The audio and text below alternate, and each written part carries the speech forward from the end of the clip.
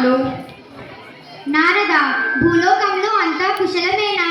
స్వామి, తమరి దయ వల్ల అంతా కుశలమే. భూలోక విశేషాలు ఏమిటి నారద?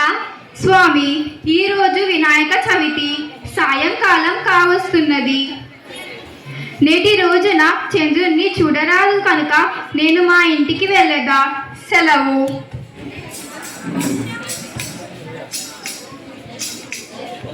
గోపాల, ఈరోజు వినాయక చవితి కావున చవితి చంద్రుణ్ణి చూడరాదని పట్టణమున చాటింపు వేయి. అలాగే ప్రభు.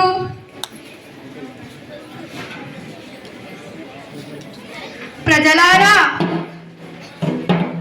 వినండహో, ఈరోజు చంద్రుణ్ణి చూడరాదని శ్రీకృష్ణుల వారి ఆజ్ఞ. అందరూ తప్పక పాటించాలి.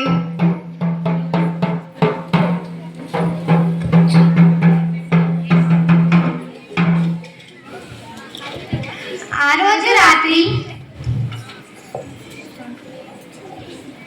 క్షీరప్రియుడైన శ్రీకృష్ణుడు ఆకాశం వంక చూడకుండా గోశాలకు పోయి పాలు పితుకుతున్నాడు. అనుకోకుండా పాలలో చంద్రుని ప్రతిబింబాన్ని చూసి, అయ్యో, నాకెలాంటి అపనింద రానున్నదో అనుకున్నాడు.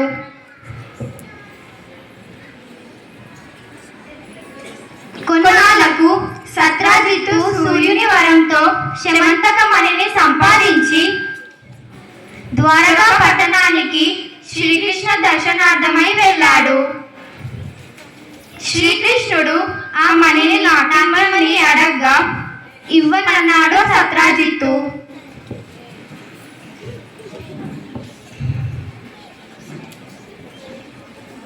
తరువాత ఒకరోజు సత్రాజిత్తు తమ్ముడు ప్రసేనుడు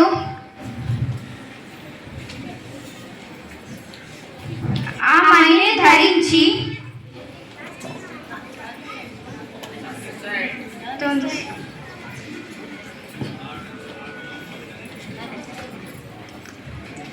వేటకు వెళ్ళాడు. ఒక సింహం దాన్ని మాంసఖండం అనుకొని అతన్ని చంపి మణిని తీసుకుపోయింది. అప్పుడు ఒక భల్లూకం ఆ సింహాన్ని చంపి మణిని తన కుమార్తె జాంబవతికి ఇచ్చింది.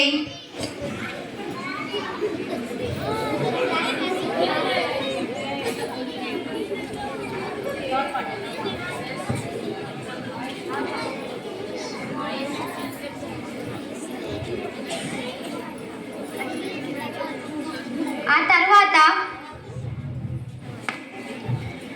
మణి కోసం తన తమ్ముణ్ణి కృష్ణుడే చంపాడని సత్రాజిత్తు పట్టణంలో చాటించాడు.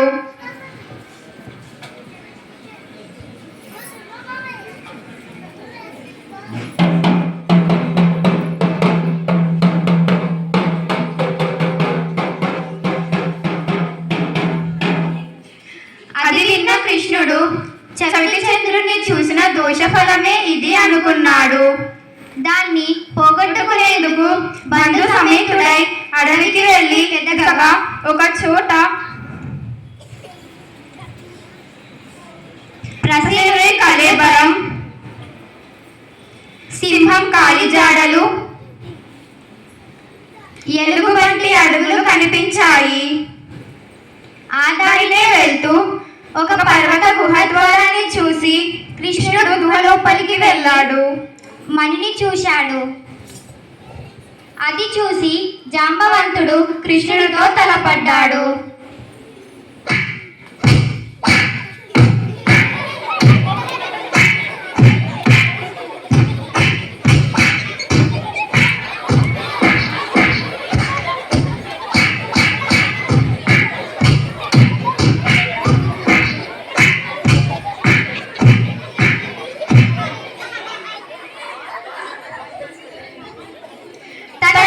ఓడిస్తున్న వ్యక్తి శ్రీరాముడే అని తెలుసుకొని,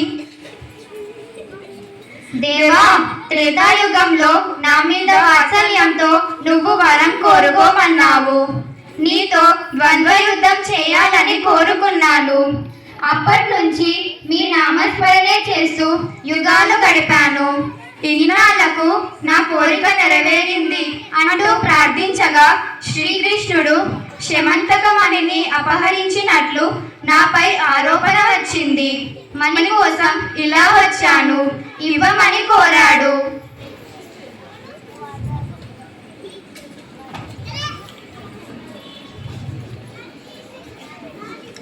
జాంబవంతుడు శ్రీకృష్ణునికి మణిని ఇచ్చాడు. పట్టణానికి వచ్చిన శ్రీకృష్ణుడు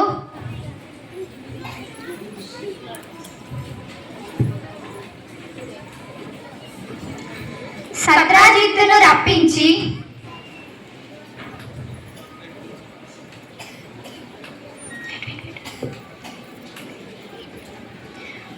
పిన్న పెద్దలను ఒక చోట చేర్చి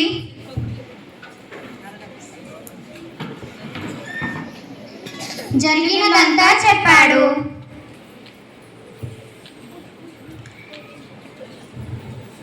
శమంతకమణిని సత్రాజిత్తుకి తిరిగి ఇచ్చేశాడు.